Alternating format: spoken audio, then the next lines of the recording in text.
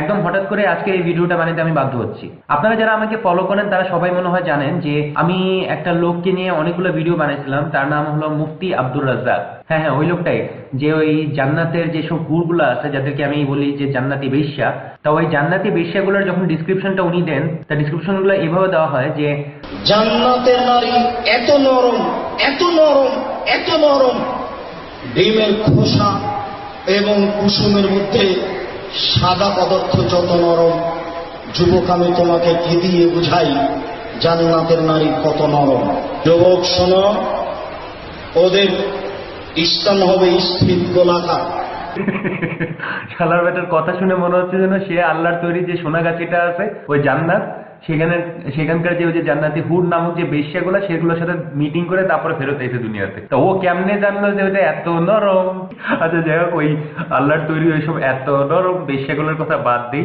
আমি যে বিষয় নিয়ে কথা বলতে চাচ্ছিলাম, অনলাইনে আমি রিসেন্টলি দেখতেছি যে একটা ব্যানার, ফটো ব্যানার যেটাকে বলা হয়, এটা অনেক বেশি ভাইরাল হয়েছে যে শেখ আব্দুর রাজ্জাক বিন ইউসুফ সাহেবের বিরাট ইসলামিক সমাবেশ। আসসালামু আলাইকুম সকল ইসলামী ভাই ও বোনদের, আগামী 18 ডিসেম্বর 2016 রোজ রবিবার ধর্মীয় সমাবেশে উপস্থিত হবার আমন্ত্রণ জানাই। স্থান ছোট কুষ্টিকুড়ি, থানা শিউরি, পুরন্দরপুর জেলা, বীরভূমি, পশ্চিমবঙ্গ। এখন মূল কথা হচ্ছে যে শেখ আব্দুর রাজ্জাক বিন ইউসুফ লোকটা কে? কে এই কুলাঙ্গারের বাচ্চা? কে এই কুলাঙ্গারটা? এবং কেন আমি তাকে কুলাঙ্গার বলে বারবার আখ্যায়িত করতেছি? মূর্তি ভাঙতে এসেছি, লক্ষ্মী মেরে বাংলার মাটিতে যত ছবি মূর্তি রয়েছে তাকে ভেঙে চৌচির করে দেবো।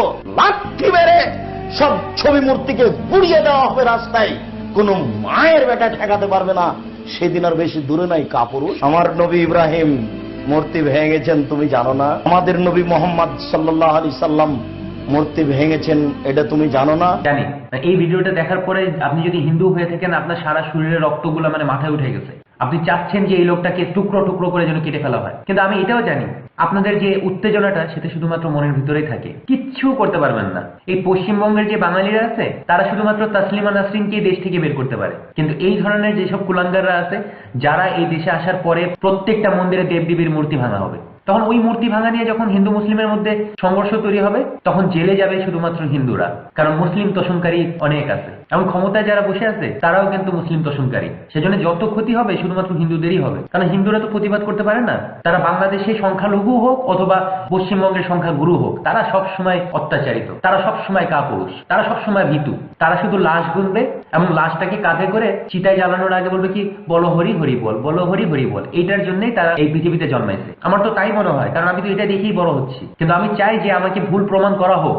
আপনারা প্রশাসনের কাছে যান, প্রশাসনের কাছে গিয়ে বলেন যে শেখ বিন আব্দুর রাজ্জাক সে আমাদের এই হিন্দু মুসলিমদের মধ্যে দাঙ্গা করায় দেবে, কারণ সে সরাসরি প্রমোট করে যে মূর্তি ভাঙো।